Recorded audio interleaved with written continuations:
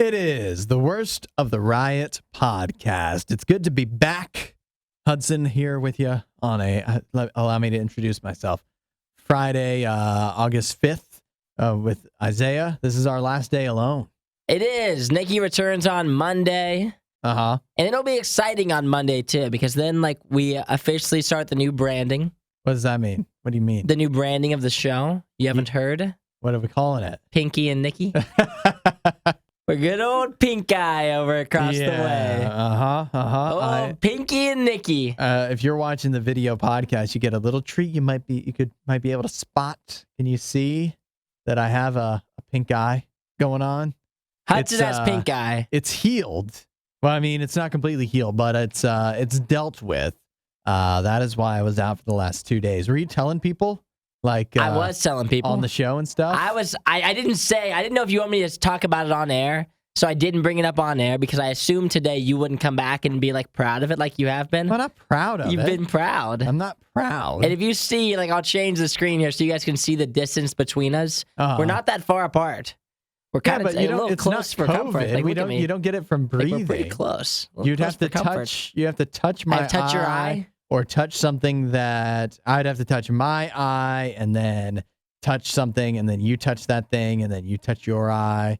That's no touching eyes today. No. No, I didn't tell the audience the past 2 days that you had pink eye. People did text in. They were like, "Where's Hudson?" I said you were sick. Said you were out sick. And I didn't tell them you had pink eye because I didn't know today how you were gonna feel talking about it. But I did discuss on the podcast how Nikki and I did exchange texts because she was on vacation. I assume she tuned into RadioU, heard that we were playing a replay the past 2 days, texted me and said, "Is Hudson out?"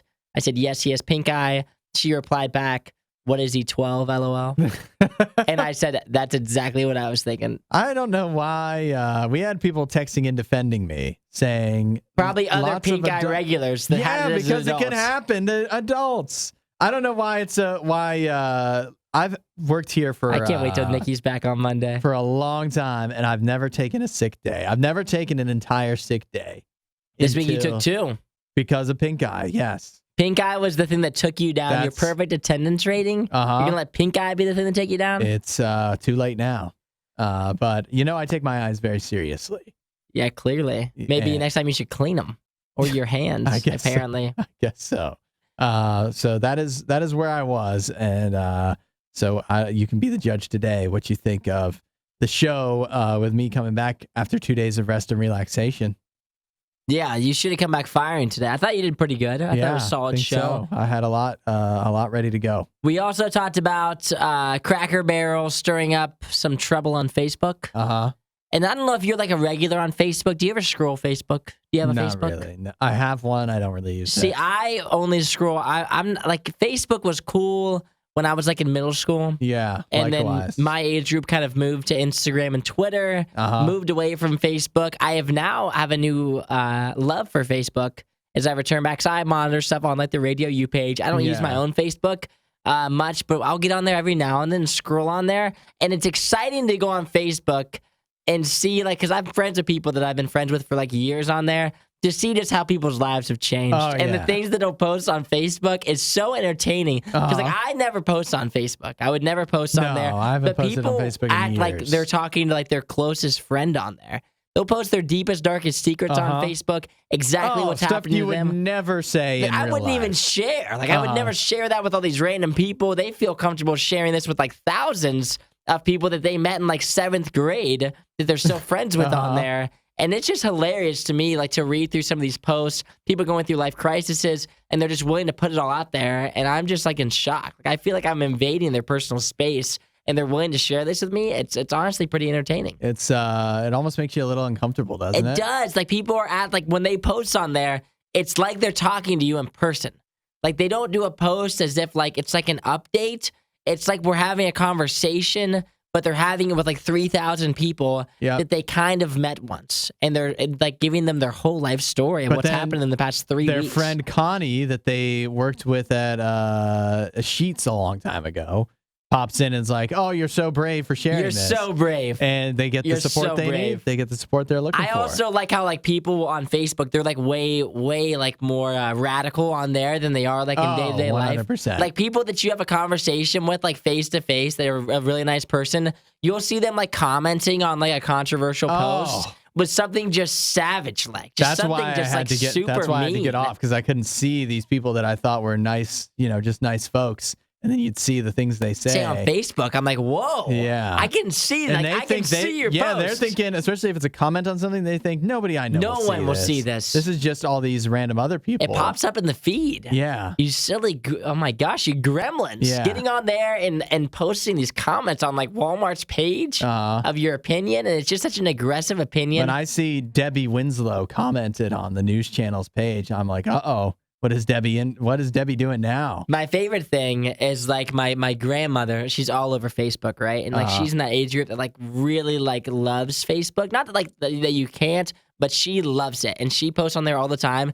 And people will like respond back to my grandma, who's like the nicest lady of all time, and like hate on her in the comments. I'm like, don't talk to my grandma like that. What are you doing? Commenting on like an 80-something-year-old woman's post like this, of her sharing her opinion. It's just hilarious. Just trying to have a good time. It's hilarious to see what people post on there. If you're comfortable posting on Facebook and having a grand old time on there, doing some really radical comments, good for you. I can't pull myself to do it, but I am completely loving every second of your posts. Well, we've given people a lot to think about, I think. Soak that in. Text me at 8772. Are you a gremlin on Facebook?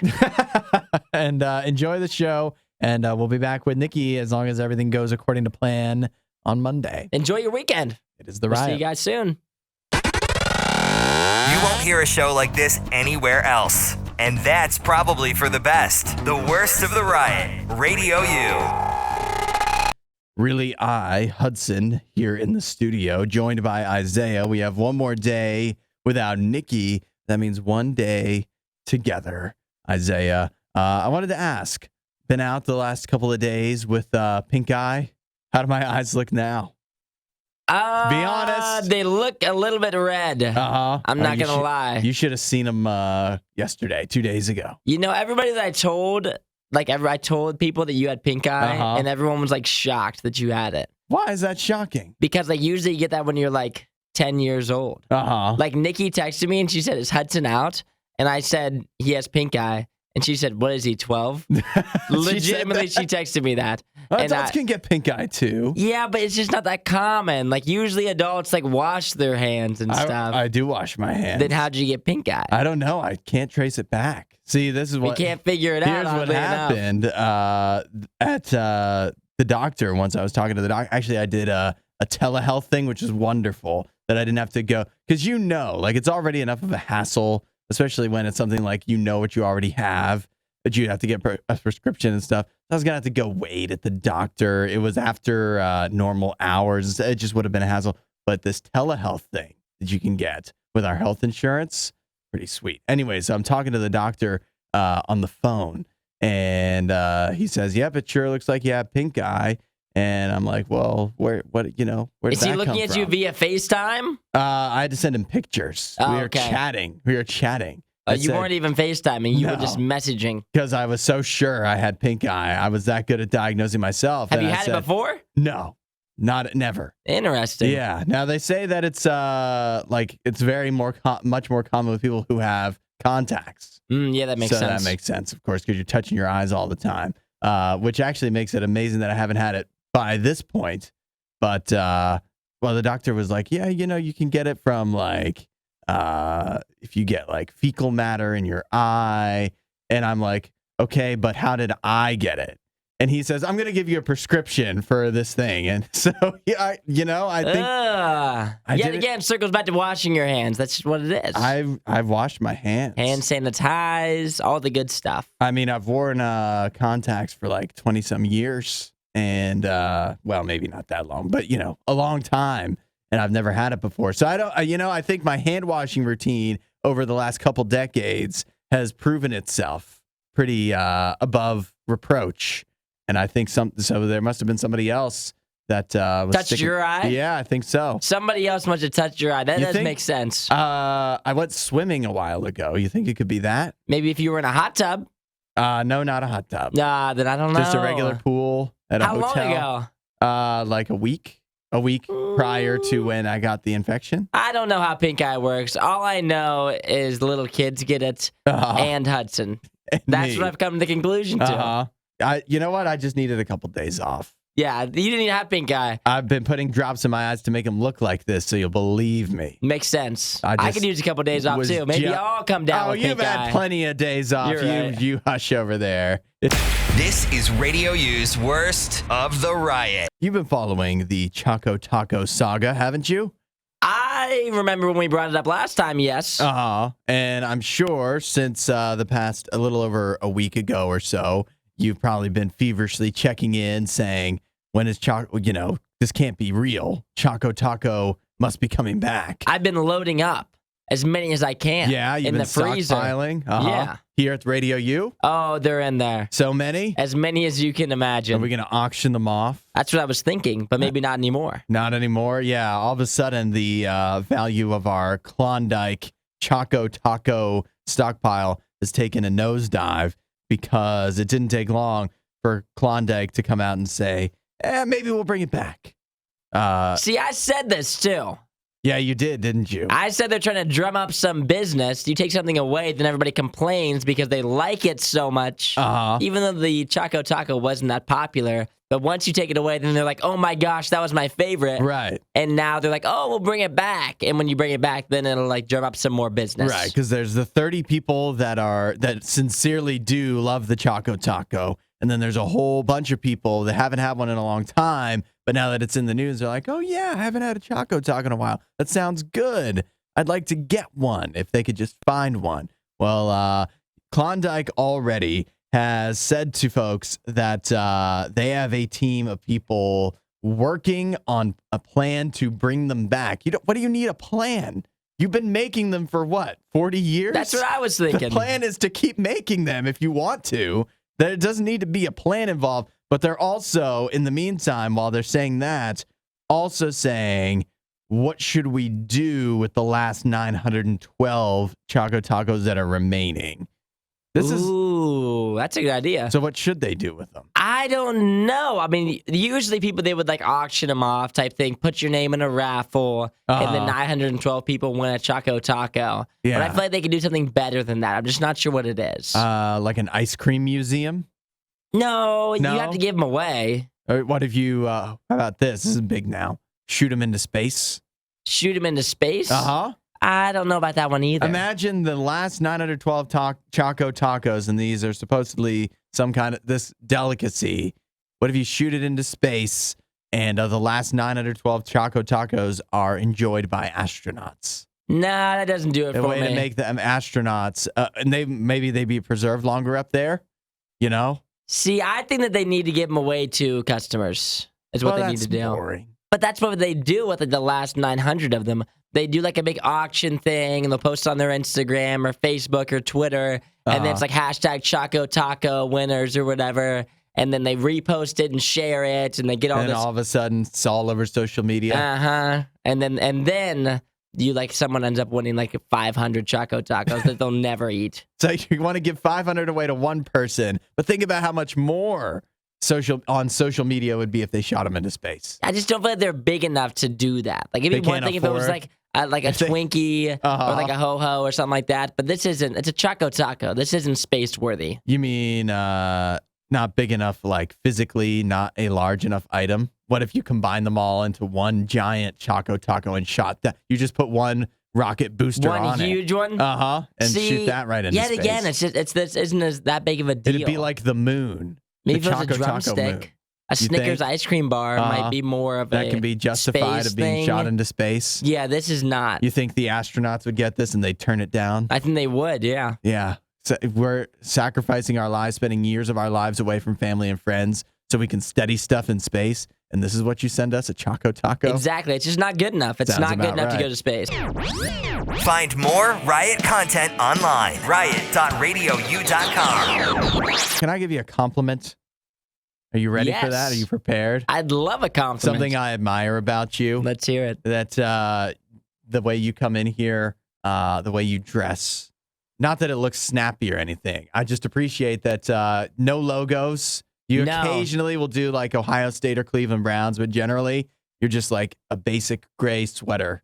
I am. That a grandfather might wear. I have like 4 gray crew necks that I rotate between. I also have a white one. I'll toss that one in every now and then. But I am like pretty much logoless. And all the clothes that I own, there's no logos on them. Yeah. They're all like just plain color. And they're all neutral colors too, if you notice. They're all like gray, they're tan, they're white, or they're black. Right. And those are the only things I wear. Boring, in other words. Precisely.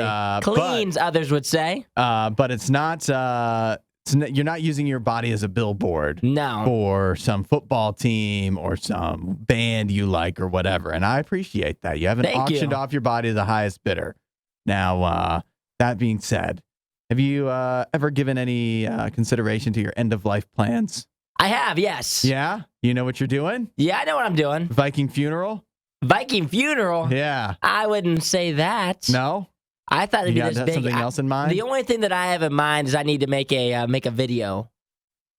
Have you ever seen one of those? Go on. Like a video, like for when you die. Hey, everybody! Real lighthearted. Like I know I'm gone, but it's been great. Thanks for coming. To my you mean like in the movies? Yeah, like kind of like Tony Stark did at the end of at the end of Endgame. Kind of similar to that. Yeah. Okay. So that's your only plan. That's my only plan. I need to make a video, real lighthearted, like to play at my funeral, so everybody can like cry and think, "Oh my gosh, he was so fantastic!" Like there he is. Look how funny he is, even in death. He was so happy. I was thinking, I've got another option for you. If you want to think about how you will be interned once it's all over, you could auction off your casket. Your coffin. You could auction it off? Well, like, you could brand to the your highest coffin. Bidder. Yeah. Here I am. Who wants to put Reebok on here or Adidas? Well, I wasn't quite thinking that. I was just thinking like a movie franchise. Okay. Because that's actually an option. Really? For just about $5,000, you could be buried in a Ghostbusters casket. See, when I look at this, it does look pretty cool. It's pretty awesome, isn't it? But it's not worth $5,000. Oh, it's worth more. Nobody likes Ghostbusters that much. Like, nobody likes it that much. Somebody has to. See, now, is this something that he or she decided? Or that, like, your family would decide, like, no, actually, he loved Ghostbusters.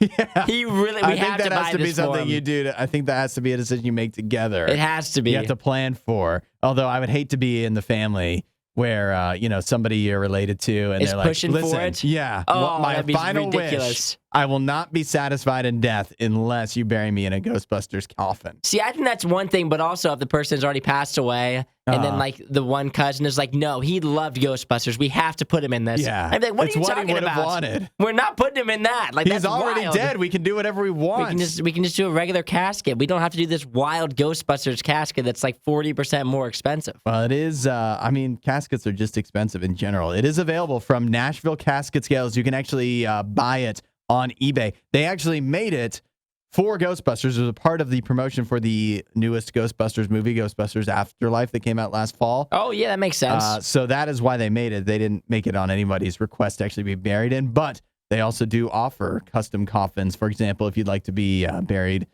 in a frozen coffin. Or, frozen? Like what? Elsa. Well, like nobody that's like under the age of like 10 is going to want to do that yet. Now you're starting to make it sad. Give us 30 or 40 years. Starting to make it sad. And frozen, that frozen casket's going to get rolling. What about Batman? Not for me. Whatever you want to put on your coffin, they'll do it. Then I'm down for that. This is The Riot. Radio U. When it was you and I a few days back, remember what we talked about? Controversy. How everything on the internet winds up being an argument of some kind. Yes. And case in point right here. Did you see Cracker Barrel's Facebook post from earlier in the week? I didn't see that until you presented me with this article. But this is so you don't interesting. Follow Cracker Barrel on I don't follow them Facebook. Closely, no. No, but you probably enjoy it. I do like Cracker Barrel. I haven't went in a couple of years probably, but it's pretty good. Cracker Barrel's pretty good. But they made a post about their plant-based Impossible sausage. They're bringing that to the menu. They announced that back in June. Of course, they're promoting it leading up to when it actually does come up on the menu, which I guess is going to be soon or maybe just started. And for some reason, that set off a firestorm of argument in the comments. On Facebook? Yeah. Surprise. Thousands and thousands of comments on this post about Impossible Sausage compared to maybe 100 or so normally on a Cracker Barrel post where there is a lot of controversy. Like somebody said, I just lost respect for a once great Tennessee company. Wow. Somebody said, because they're serving Impossible Sausage. Meanwhile, another person said, send them back to Gates, as in Bill Gates.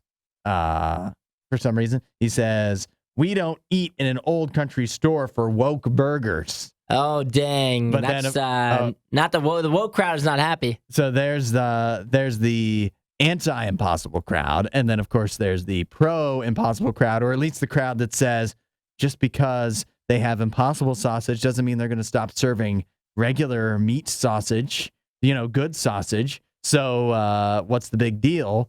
But people are just going at it in the comments. Well, it sounds like some people just have a little bit too much time on their hands, and that's what happens when you scroll Facebook like this. That's if right. you are someone who's commenting on a Cracker Barrel post, I think you need to take a couple steps back from the keyboard, reevaluate your life, and then get back on there and get back at it. Now, I would tell you to focus on, instead of arguing on the Cracker Barrel post, why not turn your attention to the RadioU Facebook page? But I don't want an argument there either. I don't know if I want this crowd on there. No, I don't. I'm not sure that I do either. But I understand why uproar? people are upset. I do. How do you what? How? Because Isaiah, if you're somebody who has a specific diet and you want to eat what you want to eat, you don't even want other kind of food touching the grill. So if I am somebody who loves a good old-fashioned sausage, I don't want it being cooked side by side, getting the juices from the plant-based sausage. That is the most ridiculous thing I've ever heard. I don't want that. They don't even do that. It's